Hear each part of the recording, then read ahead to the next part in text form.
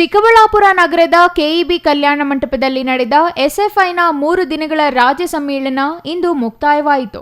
ಸಮ್ಮೇಳನಕ್ಕೆ ಶುಭ ಕೋರಿ ಮಾತನಾಡಿದ ಮಾಜಿ ಕಾರ್ಯದರ್ಶಿ ಕೆ. ಪ್ರಕಾಶ್, ಭಾರತ ಸ್ವತಂತ್ರ ಪಡೆದು 78 ವರ್ಷಗಳಾಗಿವೆ.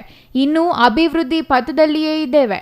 ನಾವು ಕಟ್ಟುವ ತೆರಿಗೆ ಖಾಸಗಿ ಕಂಪನಿಗಳ ಪಾಲಾಗುತ್ತಿವೆ. ಸಾರ್ವಜನಿಕ ಉದ್ದಿಮೆಗಳು ಬಾಗಿಲು ಮುಚ್ಚುತ್ತಿವೆ. ಕೇಂದ್ರ ಸರ್ಕಾರ ಸ್ವಾಮ್ಯದ ಬಿಎಸ್ಎನ್ಎಲ್ ಮುಚ್ಚಿ ಹೋಗುತ್ತಿದೆ. ಪ್ರಜಾಪ್ರಭುತ್ವ ಸತ್ತು ಹೋಗಿದೆ. ನಾವಾಕುವ ಪ್ರತಿ ಓಟು ಶ್ರೀಮಂತರ ಪರ ಕಾನೂನು ರೂಪಿಸುವ ಶಾಸನಗಳಾಗುತ್ತಿವೆ ಎಂದರು. ಅದೇ ಕಾರಣಕ್ಕೆ ನಾವು ಇನ್ನೂ ಶಿಕ್ಷಣ ಕೊಡಿ, ಉದ್ಯೋಗ ಕೊಡಿ, ನಿವೇಶನ, ವಸತಿ, ಆಹಾರ ಕೊಡಿ ಎಂದು ಬೇಡಿಕೊಳ್ಳುತ್ತಿದ್ದೇವೆ. ವಿದ್ಯಾರ್ಥಿಗಳು ದೇಶದ ಕುಲಗೆಟ್ಟ ರಾಜಕೀಯ ಹಾಗೂ ರಾಜಕಾರಣಿಗಳ ಕುತಂತ್ರಗಳನ್ನು ವಿರೋಧಿಸಬೇಕು. ವಿದ್ಯಾರ್ಥಿಗಳ ಒಗ್ಗಟ್ಟು ಬಲಗೊಳ್ಳಬೇಕು. ಭಗತ್ ಸಿಂಗ್, ಚಂದ್ರಶೇಖರ್ ಆಜಾದ್ಗಳಾಗಿ ಪರಿವರ್ತನೆಯಾಗಬೇಕೆಂದು ಕರೆ ನೀಡಿದರು.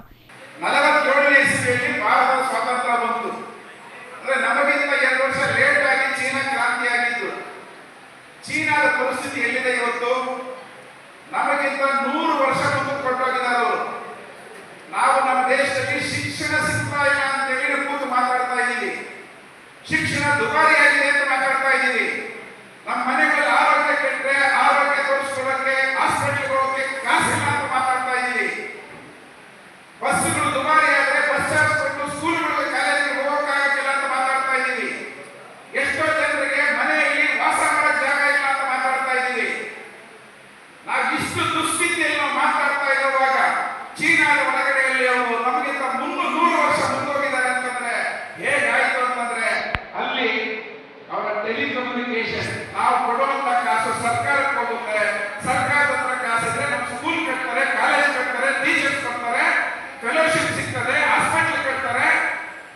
ಜನಕ್ಕೆ ಬೇಕಾಗಿದ್ದನ್ನ ಮಾಡೋದಕ್ಕೆ ಸರ್ಕಾರಕ್ಕೆ ತಾಕತ್ತಿರುತ್ತೆ, ದುಡ್ಡಿರುತ್ತೆ. ಆದ್ರೆ ನಮ್ಮ ದೇಶದಲ್ಲಿ ಈ 78 ವರ್ಷಗಳಲ್ಲಿ ಆಗಿರ್ತಕ್ಕಂಥ ಬದಲಾವಣೆ ಏನಪ್ಪ ಅಂತಂದ್ರೆ, ನಾವು ಕೊಟ್ಟಂತ ಹಣ, ನಾವು ಕಟ್ಟುವಂತ ತೆರಿಗೆ, ನಾವು ಕೊಟ್ಟಂತ ಒಂದೊಂದು ಪೈಸೆ ಕೂಡ ಸರ್ಕಾರಕ್ಕೆಲ್ಲ ಹೋಗ್ತಿರುವಂತದ್ದು ಖಾಸಗಿ ಕಂಪನಿಗಳಿಗೆ ಹೋಗ್ತಾ ಇದೆ. ಎಸ್ಎಫ್ಐ ರಾಜ್ಯ ಸಮಿತಿ ನೂತನ ಅಧ್ಯಕ್ಷ ಶಿವಪ್ಪ ಮಾತನಾಡಿ, ರಾಜ್ಯದ 20ಕ್ಕೂ ಹೆಚ್ಚು ಜಿಲ್ಲೆಗಳಿಂದ ಬಂದಿರುವ ಪ್ರತಿನಿಧಿಗಳು ಕೈಗೊಂಡಿರುವ ನಿರ್ಣಯಗಳನ್ನು ಜಾರಿ ಮಾಡಬೇಕು. ಅದಕ್ಕಾಗಿ ಮುಂದಿನ 3 ವರ್ಷಗಳಲ್ಲಿ ಸಂಘಟನೆ ಬಲಗೊಳಿಸಲು ನಮ್ಮೊಟ್ಟಿಗೆ ಕೈ ಜೋಡಿಸಬೇಕು. ಕೇಂದ್ರ ಸರ್ಕಾರ ಜಾರಿಗೆ ತಂದ ನ್ಯೂ ಎಜುಕೇಷನ್ ಪಾಲಿಸಿಯನ್ನ ವಿರೋಧಿಸಿ ಹೋರಾಟ ಮಾಡಿದ ಪರಿಣಾಮ ಸಿಎಂ ಸಿದ್ದರಾಮಯ್ಯ ಎನ್ಇಪಿ ರದ್ದುಗೊಳಿಸಿ ಎಸ್ಇಪಿಯನ್ನ ಜಾರಿಗೆ ತಂದಿದ್ದಾರೆ ಎಂದರು. ಇನ್ನು ಕಳೆದ 3 ವರ್ಷದಲ್ಲಿ ಸಂಘಟನೆಗೆ ದುಡಿದು ವಿವಿಧ ಹುದ್ದೆಗಳಲ್ಲಿ ಕೆಲಸ ಮಾಡಿದ ಹಲವು ಮುಖಂಡರನ್ನ ಬಿಡುಗಡೆಗೊಳಿಸಿ ಹೊಸಬರನ್ನ ರಾಜ್ಯ ಸಮಿತಿಗೆ ಆಯ್ಕೆ ಮಾಡಲಾಯಿತು.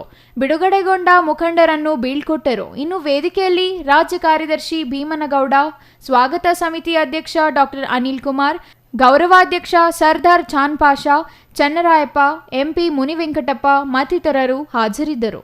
Nandakumar, CTV news, Chikkaballapur.